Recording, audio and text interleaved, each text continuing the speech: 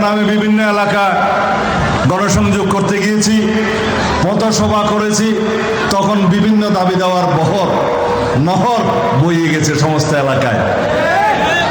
কারণ তারা জানে কাকে দিয়ে উন্নয়ন হবে, সেজন্য আর আলাদা করে আমাকে কোনো উন্নয়নের ফিরিস্তি এখানে দেয় নাই।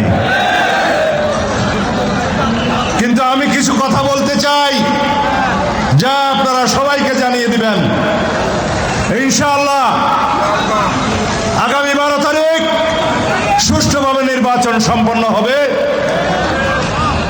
সারা বাংলাদেশের মানুষ বিশ্বাস করে বাংলাদেশ জাতীয়তাবাদী দলের সরকার প্রতিষ্ঠা হবে ইনশাআল্লাহ।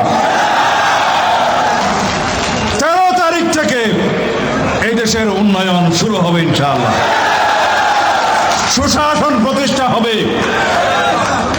দীর্ঘ আন্দোলন সংগ্রাম, ত্যাগ তিতিক্ষা, রক্তের সাগর পাড়ি দিয়ে আমরা এই অধিকার আদায় করেছি।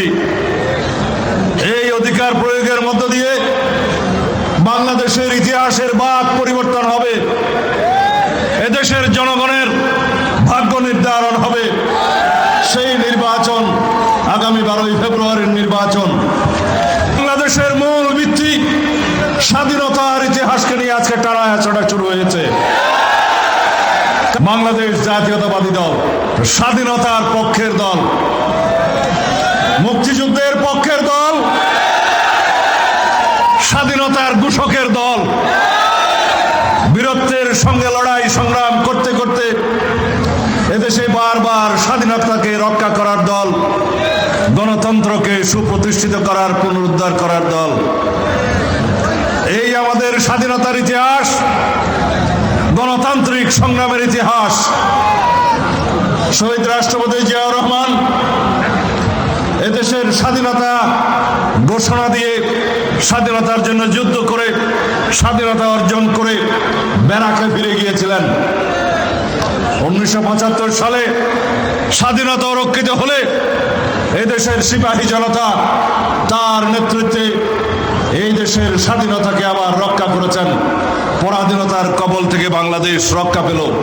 যারা অন্যায় আচরণ করেছে, বিভিন্নভাবে বিভিন্ন রাজনৈতিক দলের নেতা কর্মীরা সমস্ত প্রপাগান্ডা সব আমাদের উপর দিয়েছে।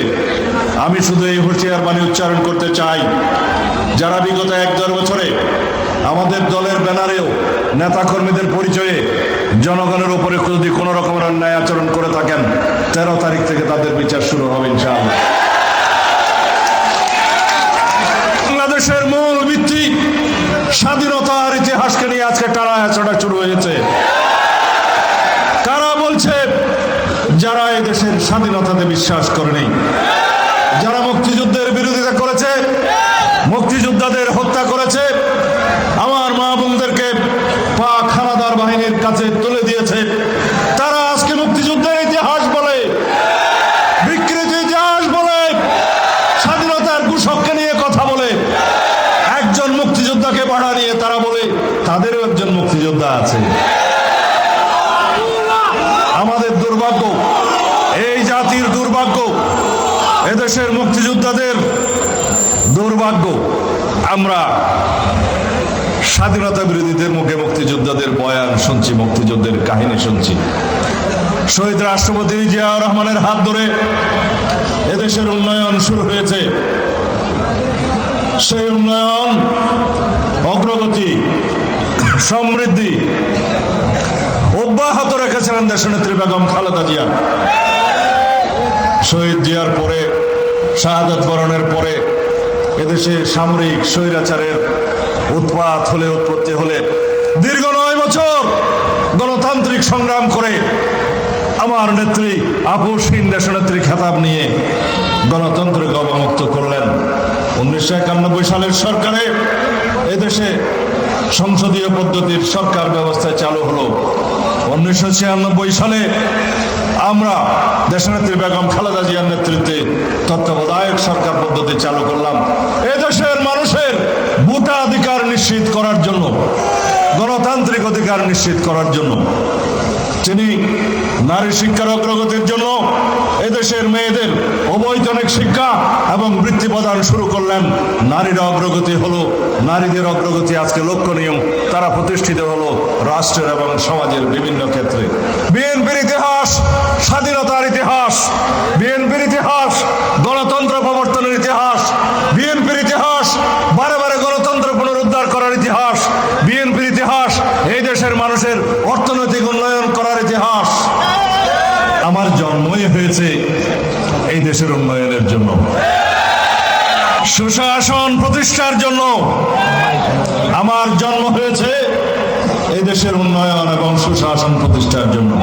রব্বুল আলামিন আমাকে বাঁচিয়ে রেখেছেন এই দেশের গণতন্ত্রের উন্নয়নের জন্য, স্বাধীনতাকে রক্ষা করার জন্য, বাংলাদেশকে উন্নয়নে ভরে দেওয়ার জন্য। দায়িত্ব অনেক বেশি। আমি বেঁচে থাকার কথা ছিল না, আমাকে গুম করা হয়েছিল হত্যা করার উদ্দেশ্যে। আপনারা মোনাজাত করেছেন রব্বুল আলামিন দরবারে, রব্বুল আলামিন আপনাদের দোয়া শুনেছেন, মোনাজাত শুনেছেন। তিনি আমাকে জীবিত রেখেছেন, নতুন জীবন দান করেছেন। আমার এই জীবন, এই বর্ধিত হায়াত এই দেশের মানুষের সেবা করার জন্য, এই দেশের গণতন্ত্রকে একটি শক্তিশালী ভিত্তি দেওয়ার জন্য, এদেশের সাংবিধানিক সংস্কার করার জন্য। যেই স্বপ্ন নিয়ে আমাদের সন্তানরা রাজপথে রক্ত দিয়েছে, শহীদ হয়েছে, জনমানুষের প্রত্যাশা আকাঙ্ক্ষা বাস্তবায়নের জন্য। আমরা সেই বাংলাদেশ সৃজন করতে চাই, সেই গণতান্ত্রিক রাষ্ট্র সৃজন করতে চাই, যেই রাষ্ট্রে ভোটাধিকারের জন্য, বৈষম্যহীন সমাজ ব্যবস্থার জন্য, গণতান্ত্রিক অধিকারের জন্য আমাদের কোন সন্তানকে আর জীবন দিতে হবে না। যদি সেরকম একটি সুশাসনের রাষ্ট্র চান, বৈষম্যহীন মানবিক মর্যাদার সাম্যের রাষ্ট্র চান, তাহলে আগামী 12 তারিখ ধানের শীষে একটা ভোট দিতে হবে ইনশাআল্লাহ। যারা অন্তর্বর্তীকালীন সরকারের দায়িত্বে ছিলেন তারা দুর্বল সরকার, কিছু কিছু কারণে আইন শৃঙ্খলা পরিস্থিতির অবনতি হয়েছিল, তারা চেষ্টা করেছে। আপনারা এই কক্সবাজার চট্টগ্রাম মহাসড়ক 6 লেনে উন্নতি হোক, সেটা চান। ইনশাআল্লাহ 13 তারিখ থেকে পরিকল্পনা শুরু হবে। আপনারা চান মহেশখালী মাতারবাড়ি সমুদ্র বন্দর থেকে এই আমাদের যে চকরিয়া বদরখালী পর্যন্ত সড়ক আছে, মহেশখালী পর্যন্ত, সেটা 4 লেনে উন্নীত হোক, হবে ইনশাআল্লাহ। আপনারা চান চকরিয়ার বাইরে থেকে 2টা ফ্লাইওভার করে একটা কক্সবাজারের দিকে আর একটা চিরিঙ্গা ব্রিজের দিকে সম্প্রসারিত হোক, হবে ইনশাআল্লাহ। এই গুচ্ছবাজি একাডামলায়, মরুথুয়ালায়, সরকার লাই, ক্ষমতা লাই, গুড়া ঘুমাইতে পারিব না। বন্দর থেকে বন্দর, সেই বন্দরের পরিকল্পনা আমার বাসায় বসে হয়েছিল। সরকার 14 কোটি টাকা ব্যয়ে 2001 সালের বিএনপি সরকার সমীক্ষা পরিচালনা করে, জরিপ কার্য শেষ করে, স্থান নির্ধারণ করে তারপরে আমরা বিদায় নিলাম। তখন থেকেই মহেশখালী সেতু নির্মাণ সমাপ্ত করে পেকুয়ার উপর দিয়ে সেই বাঁশখালী আনোয়ারা পটিয়া সড়কটা করেছি। আজকে বন্দরের জিনিসপত্র যেতে পারে। লম্বা লম্বা কথা হইল না, তারা জানে না। ঈদ মনিদ্দি বাগগুজারা বিল ফাটাইছে রাস্তায় কেরলা লই যেতে, ইয়া কেরলা লোক গিটার ভাই না, যিনি তারা আগামী 50 বছর পরে চিন্তা করিব, ইন আল্লাহ রহমত আয় চিন্তা করিতে আরো 50 বছর আগে। 30 বেগ কম মঞ্জুর যে দুম ব্রিজ করছে বাজি আর হাত বিচারা কবিলি নিয়ে এদেশত বমবিল সেরি হয়েছে বদরখালী পর্যন্ত, কুড়াখালী হয়েছে রাজাখালী পর্যন্ত, যেদম ব্রিজ করছি অঙ্গনি আইছ 7 দিলে আইব, ওটা গনি আইব দে কথা হয়ে যাইব না। মাতামর দেখানো উপজেলা করছেন বলে ঘোষণা আগে দিলাম। একটা মাতামর মানুষ আছে না নাই, আল্লাহ মাতামরি উপজেলা চাহানে এখন গৈতের কোথায়